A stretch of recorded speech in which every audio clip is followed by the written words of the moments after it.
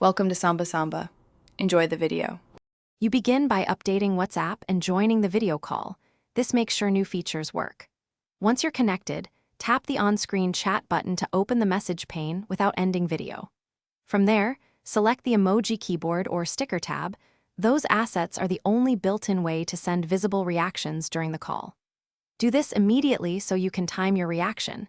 The app sends the emoji/sticker as an in-call message that appears to participants. Now choose exactly what to send. Simple emoji are compact, while stickers or animated stickers show larger and clearer. Tap 1 to send. The message posts in the call chat where everyone can see it alongside the video feed. If you want emphasis, pick an animated sticker. Motion draws attention without interrupting audio. Make sure to coordinate timing. Send during a pause or right after someone speaks, because messages can get buried if you overlap rapid conversation. To finish, check participants' reactions and follow up in voice if the emoji didn't convey enough. If your emoji or sticker doesn't appear, close and reopen the chat pane first, then update WhatsApp and retry. Most glitches resolve this way. If that still fails, use screen share with an external app that overlays emoji as a last resort, but be aware this is more complex.